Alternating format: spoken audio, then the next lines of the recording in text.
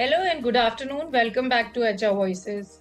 In this series of HR Voices episodes presented by Centurion University, we are trying to build bridges between industry and academia for increased collaboration and better understanding of the requirements from both the sides.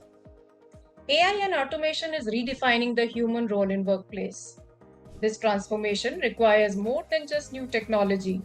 It requires a new type of partnership between the universities that develop the talent and the companies that employ it. Today, we have a unique perspective from both the sides of the aisle. We'll hear from Mr. Santanu Banerjee, Chief Human Resources Officer, Bajaj Allianz Life, about what skills are in demand for the new age workplaces. Our second guest for today is Dr. Anita Patra. Dr. Patra is the Registrar at Centurion University, Odisha, and Professor at the School of Management, Centurion University. From her, we will understand how universities are adapting their curriculum to meet the demands of the job market. Today, we'll explore how companies and universities can stop working in silos and start collaborating to ensure that the next generation is not just AI literate, but totally future-proof. Here's the conversation. Good afternoon, Shantanu ji, and good afternoon, Dr. Patra. Welcome to this fresh episode of HR Voices. Today, the topic that we are going to discuss is AI and automation and how we can bridge the gap between academia and new age workplaces.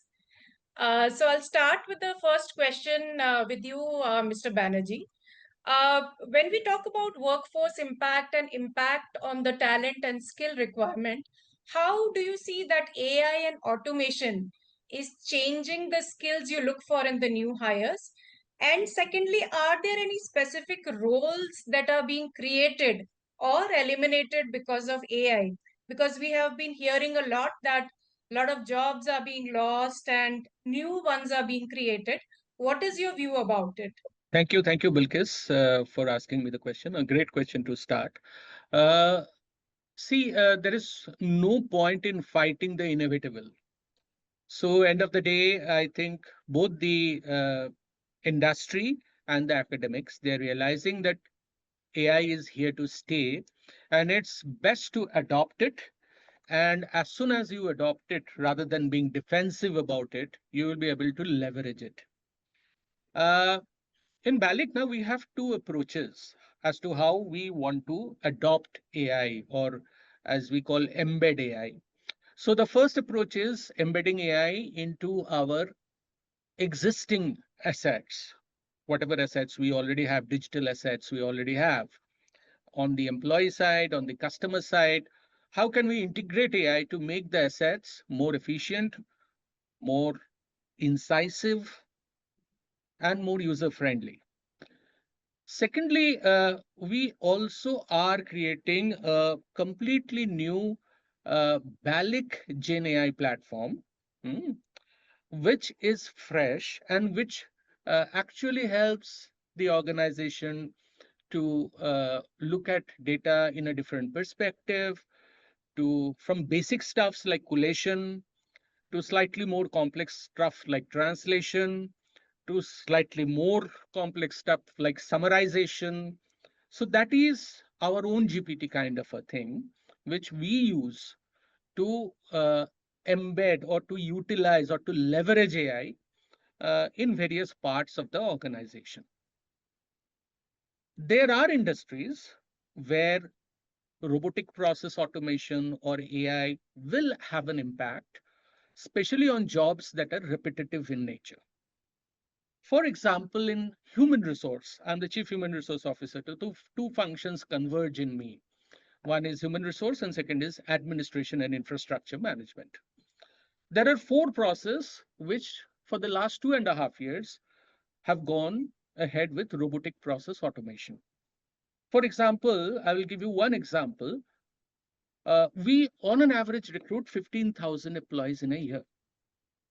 And a large part of that comes from consultants. And these consultants or vendors, they generate bills, which we use to pay. Now, there used to be a huge amount of problems in the bill format, in the information which is available in the bill, in checks and balances, which people will have to do to process this humongous juggernaut of bills that used to come to us. We moved the process completely to robotic process automation.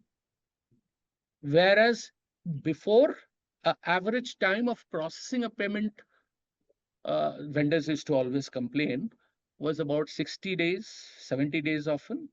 Right now, it gets processed in a single day. Same amount of bills with zero human interface. The best part of the story is that we have not shred people because of that. We have not asked people to go because of that. They have moved to a higher job in case of value chain. Like you define the value chain of job from a processor job, these people have now graduated to a thinker job. So in most of the industries, what will happen, transactional work will gradually get replaced either by AI or by robotic process automation or some form which may come even as we speak. Innovations are happening around the world. However, the thinking jobs, gradually you will see employees graduating to more and more these thinking jobs, which is going to benefit the organization and which is going to benefit the employees as well. Fantastic. That is a very, very well articulated and explained. You took us through how these things are changing over a period of time, and how the job market is changing because of the change in the kind of skills that are being used in the organization. Fantastic. Dr. Patra, I want to Yeah. understand from you that how is the university adapting the degree programs according to the requirements of AI and automation in workplaces?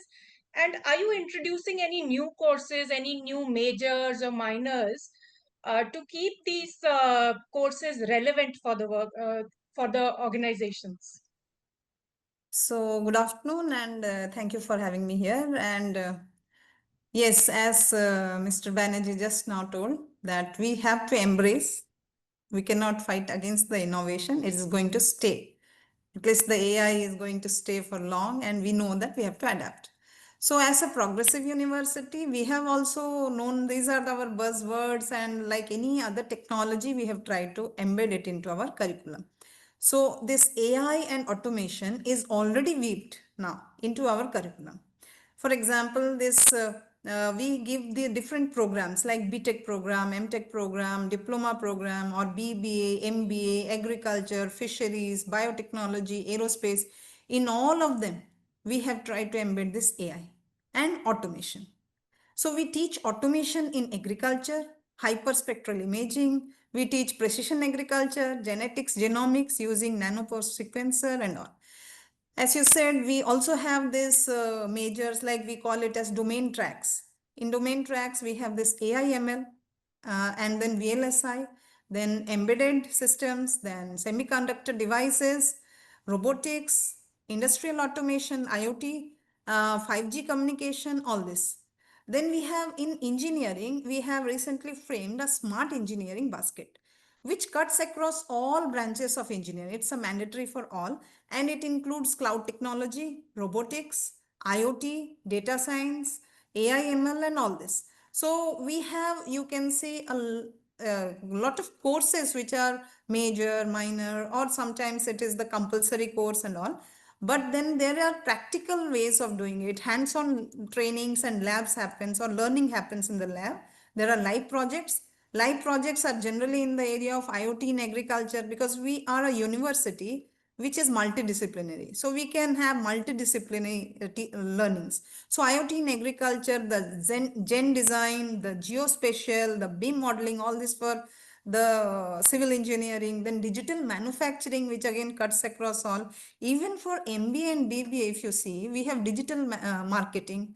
We have this, we have a compulsory course on industrial automation, robotics, which talks about industry 5.0 and all. So, and data analytics, of course, it has become like in Power BI, and without Tableau, it does not work nowadays. So that's also embedded in our MBA and BBA. And the AI in Excel, a co-pilot in all this GitHub, and all this have anyway come up. And also we have these online programs running, online UGC ODL programs, where we have this BCA, which is majorly on AI and ML focus. Okay. And then there are, of course, skill courses, elective workshops. Recently, we had workshops for our MBA students on fintech, where we gave away the certificates, our few hours of learning. Of course, for everybody, there is online MOOCs courses, the SWAYAM and all, that gets credited to the programs. So this is how we have made our people learn about it. Our students learn it in their curriculum itself. Yeah. So, Fantastic. There's a lot of information in that answer. There are so many ways in which people are learning, the micro learning and the online learning platforms which we have, which are so popular nowadays. Coming back to you, Mr. Banerjee, what do you think? What are the expectations from the industry side, that how universities can better prepare the graduates for an AI-driven workplace? And what are the skill gaps that you see in the fresh graduates? Especially talking from the insurance company perspective, what are the gaps that you see? Uh, Again, a great question. We work with universities every day around it. As I'm speaking to you after this program, I'm going to rush to another program where, and I'm going to speak about that program in a bit. But one of the things which universities are doing, and we feel they should do more actively, is integrate practical AI and the market tools which are available, say Gemini, say Claude, say ChatGPT, into the active curriculum. Into the active curriculum. What we often see is that students are, as far as the theoretical knowledge is concerned, students are really up there. Uh, but the usage of these tools, uh, how to actually use the tools to solve business problems, is the place where the real challenges and the real interface between the institutions, the academia, and the corporate would work. So Bajaj Insurance is a part of the big family of Bajaj FinServ. So at Bajaj FinServ, we run a program called Atom. This program is run with some of India's top business schools. So all the IIMs, XLRIs, MDIs, Jamnalal Bajajes of this world, they participate in this program. It's a program for first year students, not for second year students. The objective of the program is there are around 7 to 8 Bajaj FinServ companies. Each companies come up with 2 to 3 problem statements in the campus. And the students, they form groups and they solve these actual business problems which are given by us. So I'm in that panel. So we are going to, after I complete this, I'm going to go to the Atom panel so that we choose the students and we choose some of the best projects that we feel students have been able to do justice to solve our daily business problems through things like AI, ML, like Dr. Patra very, very rightly stated. I think this is the best way we can create, because it's a win-win for the universities and it's a win-win for us. In most of the cases, the students who do exceedingly well are given even PPOs, pre-placement offers, through programs like this. Not only that, even if a student is not getting a PPO, the fact that he is getting through a process of rigor, a 2-step, 3-step, 4-step evaluation process where people from the industry like us, they are going and evaluating the projects, their thoughts, actually help them to get better placements, even if they don't get placed in Bajaj ultimately. That's fantastic. You've spoken about your Atom project and the PPO option for students, and you spoke about the technical skills and the practical application of these skills at the workplace. Fantastic. Dr. Patra, I want to know from you that beyond these technical skills, what are the soft skills required for the students, like communication, hard work, commitment, perseverance, or critical thinking abilities? These are very important when you want to succeed at any workplace. How is the university preparing the students in this direction? Yes, so as you rightly said, that beyond these technical skills, all professional courses will have their technical studies and all. But beyond that, we need the soft skills for them to succeed. Otherwise, they are not going to succeed only with the technical skills. So the critical thinking is one of the important, and of course, the problem solving techniques, all this is important because even if there is AI to do certain complex things, but you have to the outcome has to be interpreted, the insights generated has to be understood in this complex, and the complex issues has to be understood. Then only one can make the proper decision. Similarly, another important thing comes as creativity. You cannot lose creativity. You can apply AI for your diverse domains, but the way you think, will you use this AI in this particular problem or in this diverse situation, or even about the design thinking, like how will you identify the opportunities of automation, identify how to use AI, all this comes into the design thinking.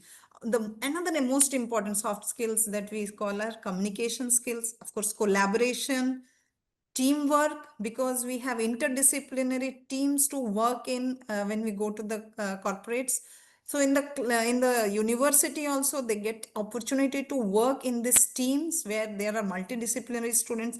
We know that if I want to make a e-vehicle, it's not one discipline which can make, and if I want to commercialize, others have to come in. So unless there is a multidisciplinary team, actually nothing is going to work in a practical situation. The leadership skills, actually, how do you inspire your team to embrace this change of AI? How you are going to take the ownership of the projects using this, which uses this AI tools? Not only that, the reasoning. Another soft skill comes is reasoning, the ability to understand what is right, what is wrong, and how to make your choice, ethical choice, because this AI world may give you a lot of outputs, but what is your choice, the ethical reasoning? So how we prepare our students is we onboard our students, okay, onto the digital platforms to prepare them on soft skills.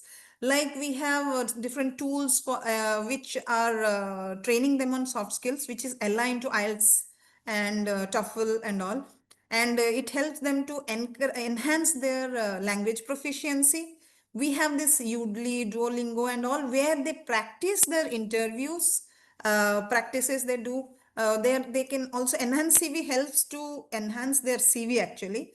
The My Perfect is, which helps in reasoning. So these are our digital platforms. Apart from that, there are GDs, of course, to on different topics, using the breakout rooms, multiple breakout rooms, so that one can see what is happening in different at the same situation, what others are doing. Then management games, which actually gives a way to think about their team work, collaboration, leadership skills. Then of course nowadays everywhere there are hackathons.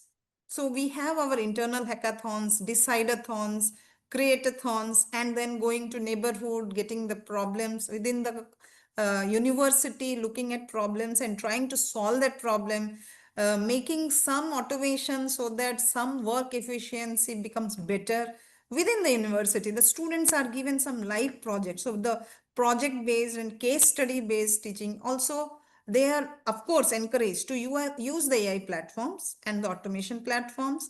And there are others who can actually give advices. When we have this hackathons and decidathons, of course the industry people come in and do this.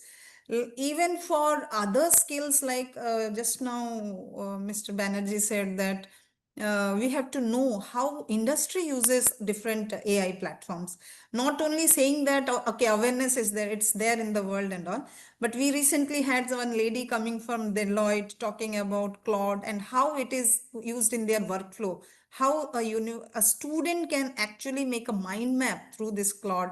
And also Claude gives us some, like sir said that there are tools. So she demonstrated. So these are the way by which a student can actually learn that soft skills, and we prepare them to actually go out and prove themselves.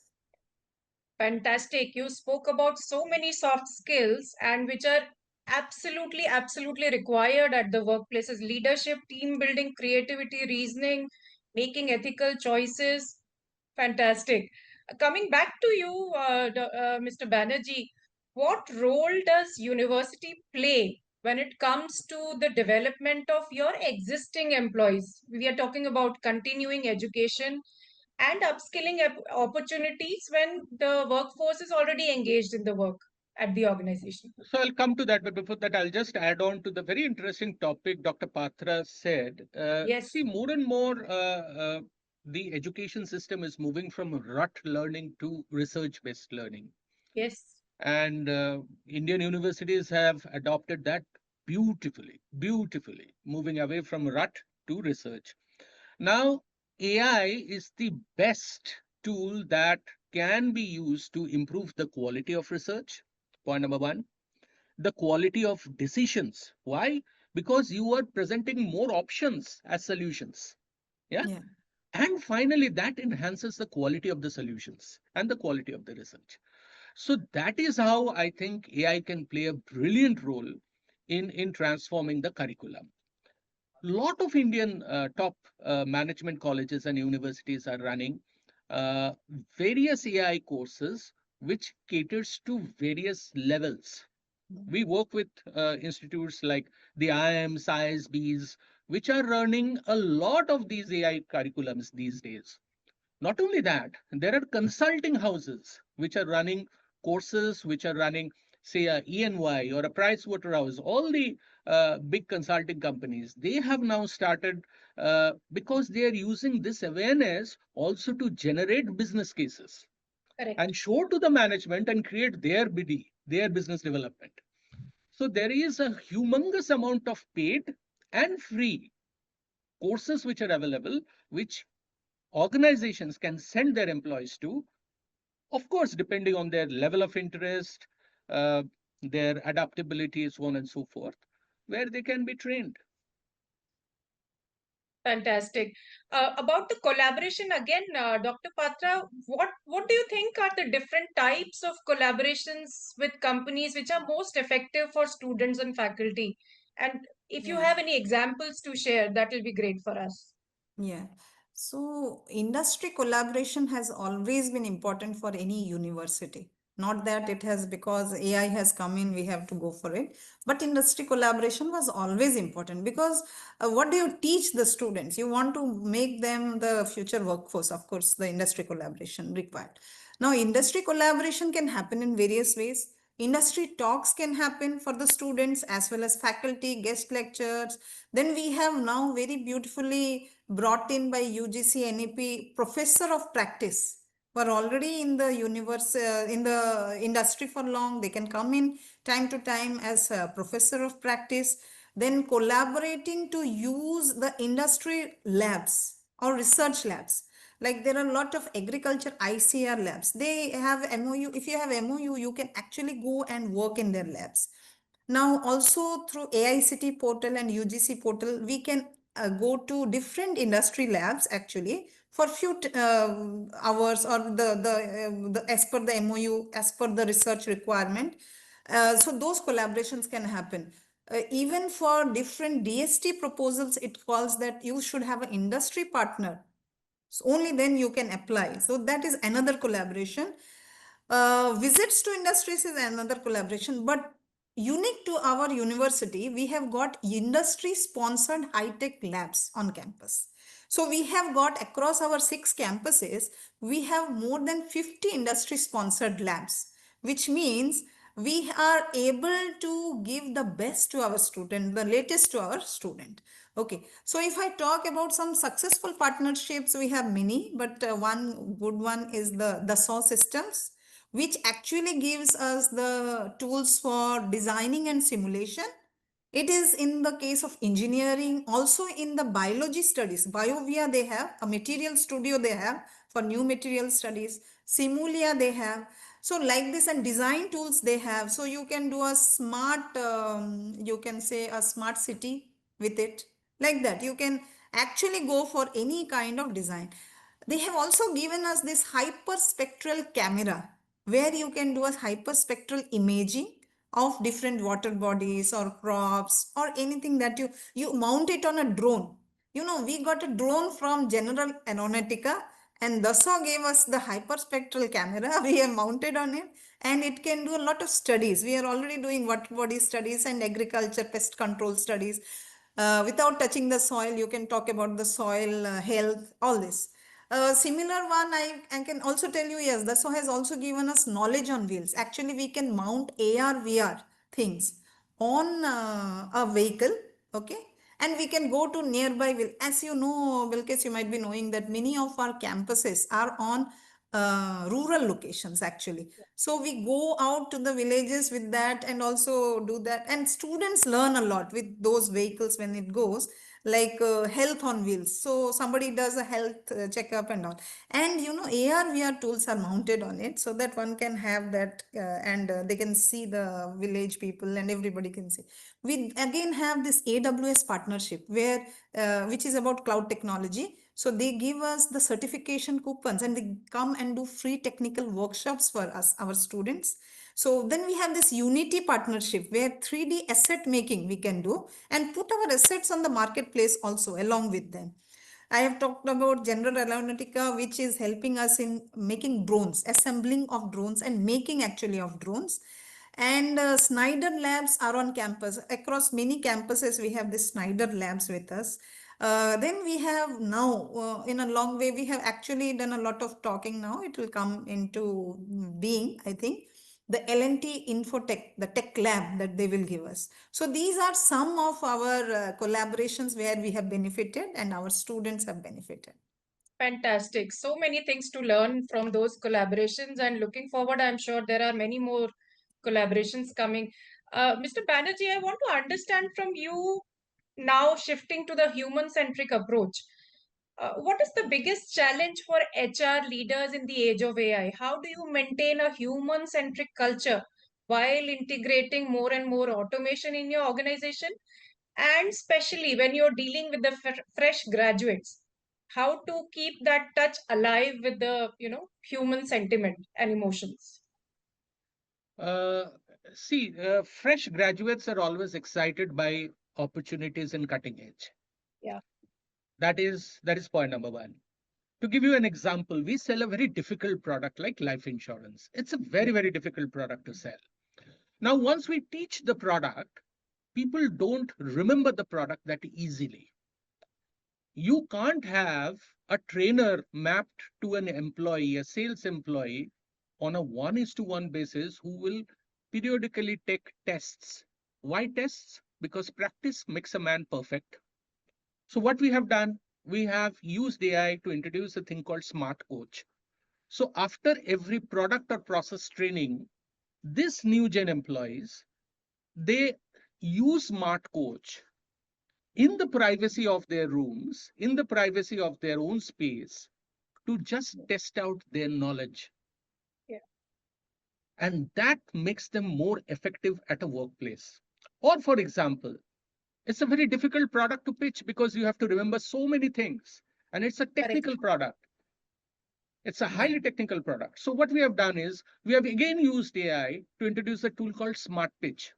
So, when these people who are recruited from campus, they are going and actually trying to pitch a product for the first time to a customer, and they are at loss that what is this product feature, how can I compare this with a competition, what are the do's and don'ts, what are the things I can tell a customer. They are always supported by a AI tool there called Smart Pitch, which is not only helping him with all the information, but also, given the customer's profile, helping him to pitch the best product which is available in his bouquet, because he may not be that much prepared. Now, all of these are very, very nice. But like you said, there is that human element which is always there, which is always there. So the beauty of AI is always taking that approach that you are definitely trying to move your employees to higher end of the value chain of work.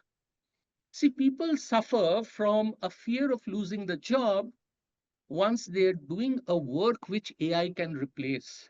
like Dr. Patra so beautifully explained, that creativity can't be replaced. I think she used the word creativity. So, can we move more and more employees to the creative space so that the basic, mundane, repetitive work can be done at an AI level or at a robotic process automation or whatever tool at that level? The creative part of that can always remain with the human workforce. And that is what we pitch to our employees so that they feel secure in this environment of uncertainty. Yeah. Fantastic. One small question, which is again associated with this only. Do you feel there is a lot of dependence in the workforce now when AI is already there? Are they youngsters, especially, are they using their brain lesser because they know they have tools to fall back to?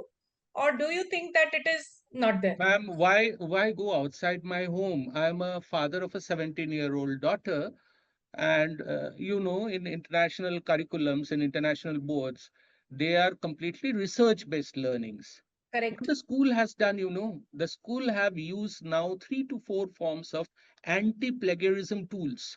Yes. So even if you are copying, you will definitely get caught. Correct. So the entire objective is to enhance the quality of the research. The entire objective is not to copy paste and just give the answer, which otherwise you would have taken maybe 2 days to research in 2 seconds, because a chat GPT is providing you with a ready-made one. Yeah. The quality of the research is, the quality of the decision is, yes, you now have it in 2 seconds. What is your 2 bits? What is your two Correct. cents on Yeah. it? And that makes you different from the others, and that fetches you the grades. So I think India and the international curriculum, uh, they are doing a fabulous job of taking the fear out of students of AI, but simultaneously pushing them gently to leverage AI in the bestest possible manner. Fantastic.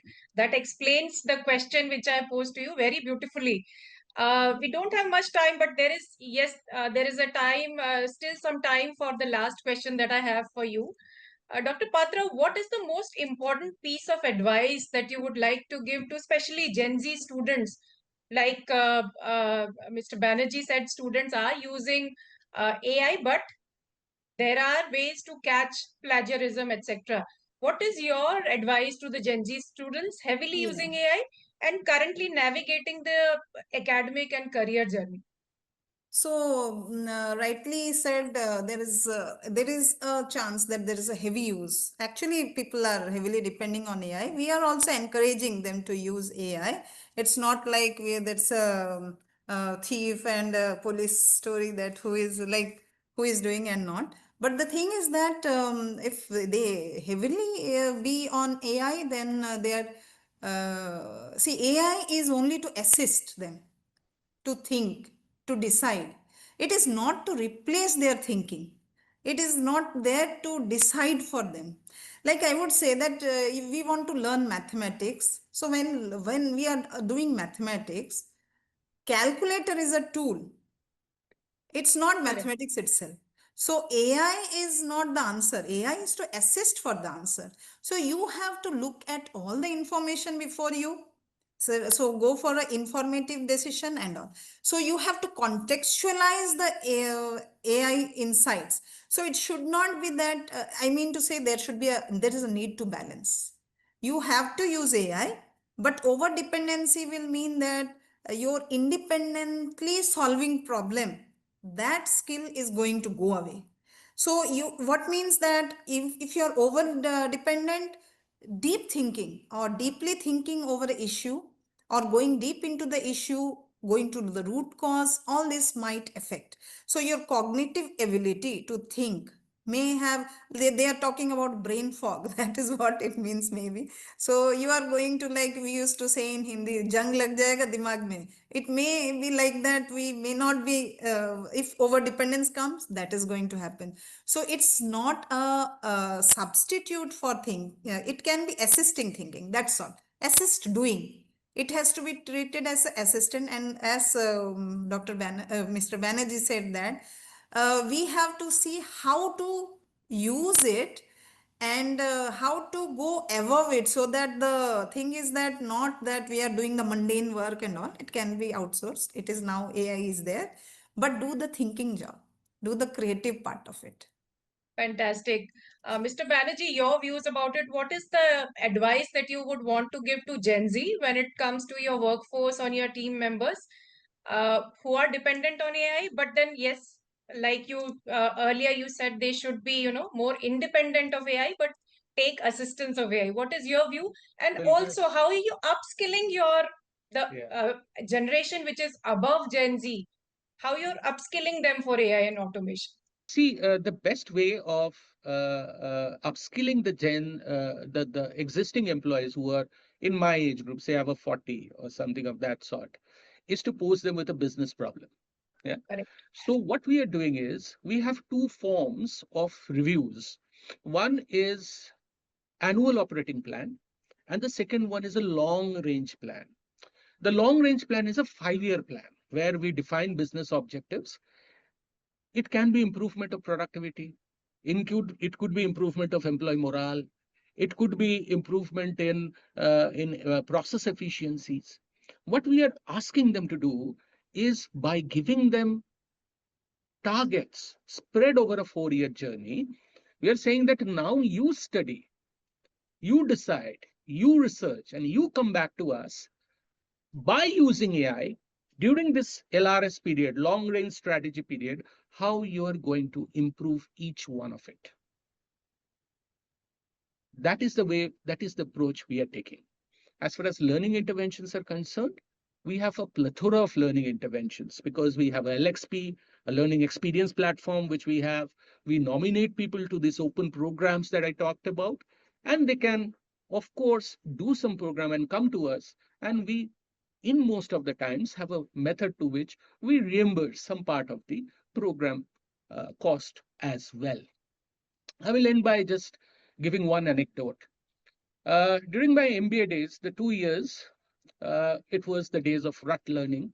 So there was one professor who was taking a paper of labor laws, a tough professor, and he gave us, and all of us were struggling. Matlab barely C plus mil raha tha, and C plus was not a very good grade to have. And he was going hammer and tongs, and very renowned professor in labor laws. So उसने बोल दिया ना कि इस बार का exam ना मैं open book करूंगा. And all of us were absolutely flabbergasted. We are so happy कि ओपन बुक एग्जाम होगा, मतलब ये एग्जाम में तो A plus आना ही है, कोई रोक नहीं सकता.